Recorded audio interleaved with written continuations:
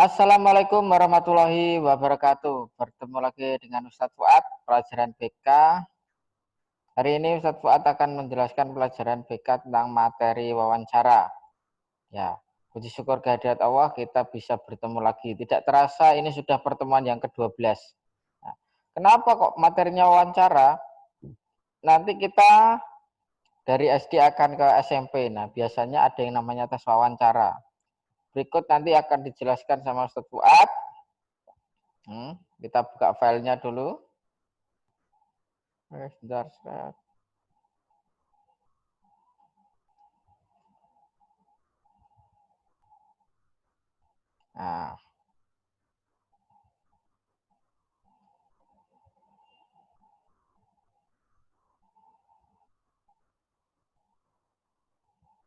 Nah, ini sudah muncul. Kupas wawancara. Pengertian yang pertama. Nah, apa itu wawancara? Wawancara itu kalau dalam bahasa Indonesia namanya wawancara. Kalau dalam bahasa Inggris namanya interview. Kalau bahasa Jawa namanya pitakon. Ada yang namanya itu kalau orang itu kan pujian namanya pitakon kubur. Ya, itu yang melakukan apa? Yang melakukan wawancara itu malaikat. Kamu diwawancarai malaikat. Nah, orang yang sudah meninggal itu diwawancarai malaikat. Nah, makanya ada namanya pitakon kubur. Itu yang pertama. Jadi wawancara itu ditanyain untuk apa? Ya biar tahu. Contoh, ini. Kamu sudah makan atau belum kan? Untuk mengetahui kan nggak bisa dilihat dari penampilan. Harus ditanyain. Mulai dari pengen makan apa itu suka cabai atau tidak. Nah, wawancara itu adalah cara bertanya yang dilakukan oleh orang lain untuk memperoleh informasi tentang diri kita. Jadi kalau misalnya Ustadz Fuad pengen tahu ya apa yang dilakukan atau kesibukannya si Fulan itu setiap hari, Ustadz Fuad akan wawancara dengan si Fulan. Ya. Si Fulan mau tak tanyain, ya mau pakai bahasa Indonesia atau mau pakai bahasa Inggris atau mau pakai bahasa Jawa. Nah, artinya saya sedang melakukan wawancara sama si Fulan untuk mengetahui apa kesibukannya seperti setiap hari. Nah, informasi apa saja yang dilakukan untuk wawancara? Satu, informasi tentang minat kita karena kita mau masuk SMP, guys. Nah, kalau kita pengen masuk SMP itu tanyain minat tenan atau enggak. Jangan-jangan cuma ikut-ikutan. Jangan-jangan ikut-ikutan tapi orang tuanya tidak mendukung. Nah, dua, informasi tentang keluarga kita, mulai dari jumlah keluarga, pekerjaan orang tua, hobi kita, adik kita berapa, kakak kita berapa. Itu yang biasanya ditanyain. Nah, tiga, informasi latar belakang pendidikan kita. Kita dari TK, SD, SMP itu tanyain. Atau pendidikannya orang tua lah. Tiga, informasi kelebihan dan kekurangan kita. Kita itu punya kekurangan atau kelebihan apa saja yang harus kita sampaikan kepada orang yang bertanya itu agar dia tahu. Jadi singkat kata, wawancara itu adalah dia bertanya, tapi dia bertanyanya itu sedikit. Kita yang harus ngasih tahu banyak. Jadi biar apa? Biar orangnya nggak kebanyakan tanya, guys. Contohnya gitu. Contohnya gini. Fulan, saya bertanya sama si Fulan. Fulan, kamu kesibukanmu apa saja ya? Biasanya saya itu kalau pulang sekolah jam sekian sampai jam sekian, saya itu istirahat di rumah, bisa tidur, bisa sambil makan santai-santai, terus nanti sore saya ngaji, terus mandi, baru kadang itu habis mandi itu kadang diajak main bola, nah. Terus sepedaan, kadang tuh sepedaan sambil ke masjid sekalian maghrib. Habis itu saya belajar ngaji, bantuin orang tua, misalnya bantu-bantu jualan atau apa. Dia cerita terus. Jadi pertanyaannya cuma satu. Bisa nggak kamu ceritakan kamu itu seperti apa? Nah, misalnya gitu. Ya kita harus ceritakan mulai dari pertama orang tua kita sampai nanti terakhir adik kita. Pertanyaannya gitu aja. Nah, berikutnya, apa saja yang dipersiapkan? Nah, dalam wawancara itu harus ada yang disiapkan. Satu, penampilan atau performance, guys. Nah, Jadi penampilan dari sini sampai sini nanti akan dibahas. 2. Gestur tubuh, nah gerak-gerik tubuh. 3. Penguasaan materi. 4. Kesiapan mental. Dan 5. Kalau ini jadi dilaksanakan online, sebaiknya pakai kabel LAN. Kabel yang ada di colokannya laptop tuh. Nah, yang disambungkan dari WiFi. Berikutnya, 1. Penampilan. Penampilannya harus bagaimana? Nah, penampilan yang dinilai adalah apa yang kita pakai mulai dari atas sampai bawah. Kalau pakai kopiah, nah. 2. Pakaian harus sesuai. Saran aja ya, yang busana paling netral, paling enak itu batik. Batik itu kan santai. Orang kayak pegawai atau pemerintah atau pejabat kemana-mana pakai batik. Nah, batik itu kan dipakainya gitu-gitu tok. Nah, beda kalau baju koko, adanya model gini, atau baju bebas, pakai yang kemeja, warna apa, pakai pakaian yang sesuai. Nah, jadi matching.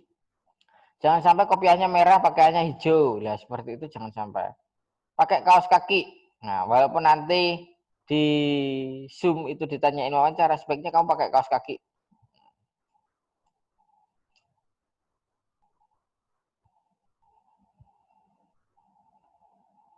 Ini pakaian. Maaf salah ketik ini. Pakaian jangan sampai tidak rapi, apalagi gondrong guys pakaiannya guys. Jadi kalau pakaian itu harus rapi. Apalagi rambutnya nggak boleh gondrong. Nah, tampakkan yang baik-baik. Misalnya pakai jam tangan. Nah, pakai jam tangan yang bagus. Nah, yang keren. Dan sesuai warnanya. Itu kalau penampilan. Berikutnya gestur tubuh. Kenapa dengan gerak-gerik tubuh kita, gestur tubuh itu mencerminkan sikap percaya diri, Mas, Mbak. Jadi kalau kamu sikapnya itu duduknya ya harus tegak. Jangan sampai duduk-duduk sambil main-mainan. Nah, apalagi nggak fokus. Mulai dari cara menjawab. Nah, jawablah dengan jelas. Suaranya ini volumenya yang jelas, jangan sampai suaranya kecil gitu. Jawab dengan jelas, tegas. Intonasinya. Nah, kalau iya ya iya, kalau enggak ya enggak, jangan iya ya enggak. Nah, dan yang paling penting adalah sorot mata. Ketika diajak nge-zoom, ini sorot matanya ini yang mempengaruhi serius atau tidak gitu. Paham? Oke. Dan yang paling penting adalah fokus, mulai dari pendengaran sampai mata kita harus fokus pada yang tanya. Jangan sampai kita terkesan menyepelekan gestur tubuh kita itu. 3. Penguasaan materi. Materinya apa, Us? Sebenarnya materi yang baku itu tidak ada, cuman kamu harus mengetahui apa. Biasanya materi itu adalah materinya wawancara itu seputar kehidupanmu sendiri. Jadi saya nggak tahu. Gitu. Orangnya juga nggak tahu, makanya orangnya mencari tahu. Jangan sampai kita tidak tahu orang tua kita itu kerja di mana. Contoh, misalnya jadi PNS, tapi tidak tahu di bagian mana. Ayah saya itu PNS di Pemda. Di mana ayahmu? Tidak tahu. Nah, pokoknya di situ kantornya di situ. Lah, itu kan kurang jelas. Kadang saya tanya gini, kamu tahu tidak gajinya ayahmu berapa? Lah, tidak tahu. Nah, jangan sampai tidak tahu. Kalau nggak tahu gimana ya tanya sebelum apa itu ditanyain, tanya mama, tanya ayah gitu. Nanti kalau ditanyain gimana? Jadi kalau suatu saat ada pertanyaan, kamu itu tahu dan jawabannya nggak ngawur. Nah, kalau ngawur itu bahaya. Gitu. Yang terakhir, kelebihan dan kekuranganmu, baik akademik non akademik. Kelebihannya apa? Hafal juz 30 dan juz 29 misalnya gitu. Nah, itu yang non akademik. Akademiknya apa? Akademiknya saya sedang-sedang saja, Us. Cuman kalau bahasa Inggris itu ya bisa tapi nggak pernah ikut lomba, misalnya seperti itu. Atau pintar matematika, sering juara olimpiade. Itu harus diceritakan. Jadi yang baik-baik dari kita harus orang yang tanya itu harus semakin banyak yang tahu. 4. Kesiapan mental. Siap mental ini maksudnya adalah kamu sudah siap tinggal di pondok dengan jauh dengan orang tua atau tidak. Bisa sebulan, 2 bulan, atau setahun itu tidak pulang sama sekali. Nah, siap atau tidak? Apalagi kalau hari raya. Nah, jarang pulang. Nanti orang tua juga harus begitu. Siap tidak menjenguk anaknya. Nah, ada yang anaknya di pondok jenguk juga, jenguk terus. Kalau nggak waktunya jenguk ya nggak boleh jenguk gitu. Terus fokus tinggal di pondok. Nah, harus kuat guys. Nah, terus siap biaya pendidikan. Jadi kalau mau mondok itu ya orang tua oke, anak oke. Jangan sampai anak dipaksa orang tua. Aku dipaksa sama mamahku lah. Jangan sampai itu. Karena kalau sampai kamu merasa dipaksa, kamu sakit, terus tidak boleh dijenguk. Nah, itu kan jo kasihan nanti. Yang nomor 5, kuota yang berlimpah. Kuota yang berlimpah. Nah, kalau wawancara ini jadi dilakukan secara Zoom atau online, pastikan tidak ada sinyal yang bermasalah.